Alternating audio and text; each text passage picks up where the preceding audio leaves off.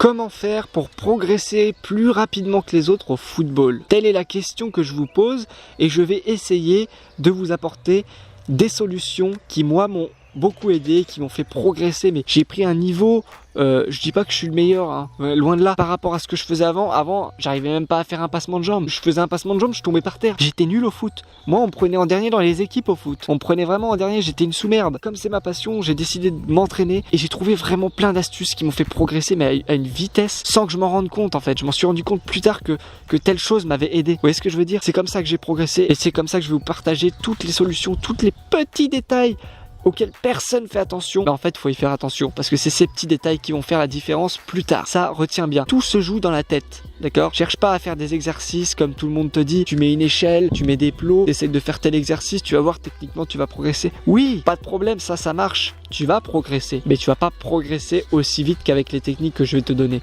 Parce que les techniques que je vais te donner, c'est pas forcément des exercices, c'est des techniques mentales et des techniques dans le jeu qui vont te faciliter mais tellement de choses qui vont te faire progresser à une vitesse folle. Mais vraiment, hein, je te dis pas ça pour te vendre du rêve. Je veux dire, tu vas voir au fur et à mesure des épisodes, ça va monter crescendo et tu vas voir quand tu vas essayer de mettre en place ces techniques, j'espère, tu vas vraiment te rendre compte. Pas forcément au début ça va te faire chier, tu vas te dire putain ça marche pas, c'est normal, faut du temps. Mais avec le temps tu vas vraiment te rendre compte, tu diras mais putain mais en fait c'est tout con, c'est vraiment tout con. C'est des astuces que personne actuellement n'a partagé sur YouTube, j'en ai pas vu en tout cas, mais vous allez voir que c'est vraiment des trucs tout con. Alors je vous l'avais déjà annoncé, chaque épisode égale un point précis. Aujourd'hui je vais donc aborder le premier point avec vous. Nous sommes, vous l'avez pu remarquer, en pleine nature, juste en face de moi le stade de ma ville. J'ai pas pu filmer le stade en arrière-plan parce qu'il y a le soleil, vous avez pu le voir, et du coup ça fait une image dégueulasse. Là j'ai le soleil dans les yeux mais au moins vous me voyez bien. Pour ce premier point donc, je voulais vous parler du terrain dans lequel vous jouez. Je trouve ça super important parce que moi personnellement ça m'a beaucoup aidé de jouer dans des conditions de merde. Au plus vous vous entraînerez dans vos pires situations, au plus vous serez meilleur sur le terrain. Peu importe la situation, vous serez capable d'anticiper n'importe quel problème parce que vous serez entraîné à n'importe quel problème. Ça, c'est important. Regardez par exemple tous les plus grands joueurs actuellement comme Messi, Neymar, Lukaku. Non mais on a beau dire Lukaku, mais c'est quand même un super joueur Lukaku. Ces joueurs-là ont commencé vraiment dans la misère. Ils avaient rien. Ils avaient que le foot, ils avaient que des terrains pourris. Ils n'avaient même pas de filet dans leur but. Ils s'entraînaient avec ce qu'ils avaient. Ils sont devenus aujourd'hui des joueurs de top niveau. Donc c'est pas pour rien. C'est parce ils se sont entraînés vraiment dans leurs pires conditions. Ça les a aidés d'une manière ou d'une autre. Mentalement, sur le terrain, voilà, ça les a forcément aidés. En Argentine, ils jouaient vraiment sur des terrains pourris. C'était des champs les trucs. C'était pas des terrains, c'était des champs. Il y avait du blé qui poussait. J'exagère un petit peu. Franchement, sans déconner, les terrains, ils n'étaient pas mieux que ça. Vous voyez ce que c'est ça ? C'est un terrain de merde, c'est même pas un terrain de foot de base. Entraînez-vous à vous entraîner dans les pires conditions. Ça, c'est super important parce que le jour où vous serez dans vos meilleures conditions, vous serez encore plus au top qu'habituellement. Vous voyez ce que je veux dire? Puisque vous serez déjà habitué à jouer dans toutes les conditions possibles. Peu importe le domaine, peu importe le terrain, surtout en district, hein, on sait très bien que les terrains de football, ça peut être très bien comme ça peut être pourri. Donc entraînez-vous vraiment sur des terrains hachés. Vous avez vu 4 premiers entraînements là que j'ai fait, même les 5 premiers entraînements sont sur un terrain de merde, un terrain que vous ne verrez plus parce qu'il a disparu aujourd'hui. C'est pour ça que les suivants vous verrez sûrement dans un city. C'était un terrain super parce que c'était de la gadoue. Donc c'est-à-dire que quand il pleuvait, je jouais dans la gadoue.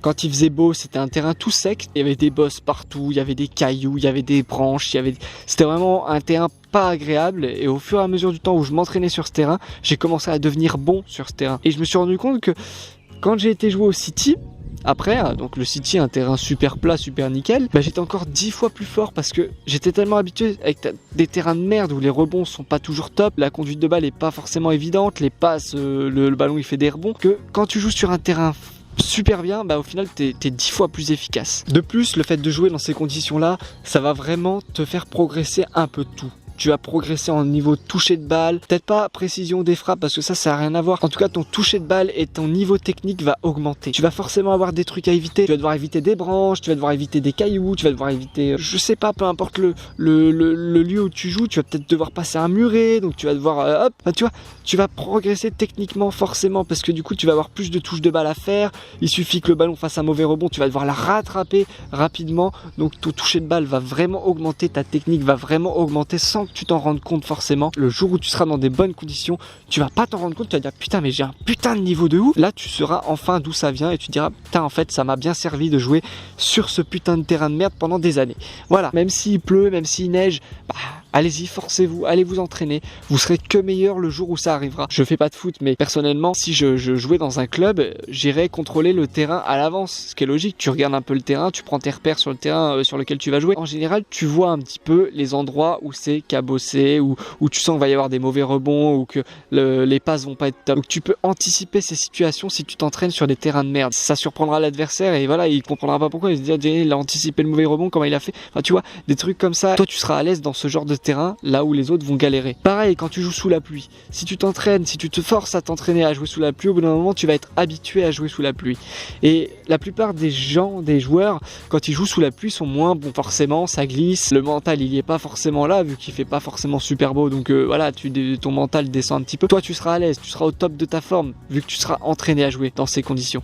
Donc au final, tu perdras pas d'intensité, tu perdras pas ton niveau. Donc tu seras au-dessus des autres. Donc ça, c'est important aussi. Pareil, que ce soit pluie, neige, beau temps, vent, entraîne-toi dans les pires conditions possibles. Même s'il y a des branches sur le terrain, même ne trouve pas d'excuses. Entraîne-toi là où tu peux, d'accord? Même si c'est en ville, entraîne-toi où tu peux. Tu pourras qu'améliorer ta touche de balle, tu pourras que t'améliorer. Franchement, je te le dis, moi c'est ce que j'ai fait. Sans déconner, j'ai commencé réellement à m'entraîner à l'âge de 16-17 ans. Aujourd'hui, j'en ai 20.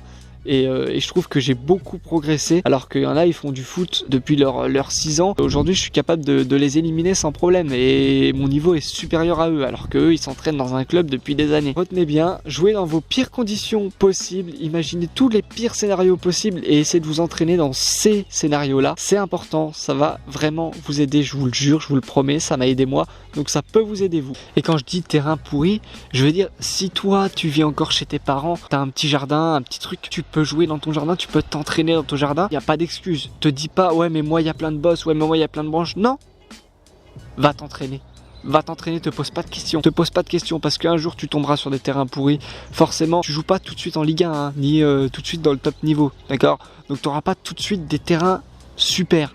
Tu vas tomber sur des terrains tellement pourris que tu seras content de t'être entraîné dans ton jardin avec plein de branches. Je te garantis. J'ai pas fait beaucoup de foot, hein. J'en ai fait 2 ans. De mes 10 ans jusqu'à mes 12 ans, j'ai fait du foot. Après, j'ai arrêté. Parce que l'esprit d'équipe n'y était pas à cet âge-là. On n'a pas l'esprit d'équipe. On veut juste marquer des buts et c'est tout. Moi, ça me plaisait pas. Donc, j'ai arrêté, mais je sais très bien. Je connais les terrains. C'est ça que je veux dire. En 2 ans, j'ai fait le tour des terrains de ma région. Je peux te dire que il y a des fois, tu vois le terrain, t'as pas envie de jouer. Tu te dis putain, non, je vais faire quoi? Je vais rien faire. Je vais faire un dribble, machin, il va sauter. Tu vas pas être motivé. Que si tu t'entraînes dans ces conditions, encore une fois, je me répète, mais vraiment, tu seras entraîné, tu sauras anticiper les choses et les adversaires en face, eux, ne sauront pas que toi, tu as anticipé cette chose-là. Tu vois ce que je veux dire? Je sais que je fais peut-être un épisode juste pour ça, mais je vous l'ai dit, moi je préfère vous faire point par point que tout vous donner d'un coup et que vous oubliez la moitié. Le but c'est de progresser ensemble, donc je vous donne à chaque épisode une astuce précise et je vais vous aider à la développer au maximum pour pouvoir progresser 2 à 3 fois plus rapidement que les autres. Merci à tous de m'avoir écouté, j'espère que ce premier point vous aura aidé. Je vous ai dit, il y en a déjà 6 qui sont écrits, donc vous avez déjà sur 6 épisodes qui vont arriver prochainement. Ce week-end, entraînement numéro 7, si tout va bien, si j'ai le temps de le monter. Sinon, vous aurez simplement l'épisode 2 de cette série qui n'a toujours pas de nom au moment où je vous parle. Hein. Vous l'avez parce que vous avez vu le titre, mais moi, j'ai toujours pas donné de nom encore. Donc, je vais trouver ça à la dernière minute. Mais vous inquiétez pas, ça va le faire. On se retrouve donc pour le prochain épisode. Je ne vous dis pas ce que c'est, mais c'est encore une astuce pas très connue qui va vous aider vraiment à progresser plus rapidement que les autres. Désolé encore, hein, j'ai le soleil dans les yeux, donc je plisse un peu les yeux, mais je vais vous regarder comme ça. C'est pas très agréable, mais bon, voilà, j'ai tenu à ce que cette série soit filmée un peu dans la nature. Vous verrez, ça sera pas souvent, ce sera pas tout le temps ici. Ça se peut que ça soit dans un city, ça se peut que ça soit dans un stade, toujours dans un endroit un peu dans le domaine de la nature, du foot. On verra, je verrai, mais voilà, ça sera pas dans mon bureau habituellement. Voilà, ça sera dehors et je trouve ça beaucoup plus agréable. Je sais pas, c'est kiffant en fait. C'est tranquille, il y a personne qui te dérange à part les oiseaux. Bon ça on peut rien y faire. Hein. J'aime bien moi faire des vidéos dans la nature, c'est super cool. En face de moi, je vous l'ai dit, j'ai le stade. Que demander de mieux? Il n'y a pas de match. Bon, malheureusement, dommage, j'aurais pu avoir un match en direct en même temps que je vous parle. Tant pis, c'est pas grave. Je vous dis à très vite, à plus, à bientôt. Merci de m'avoir écouté. Ciao, on progresse ensemble.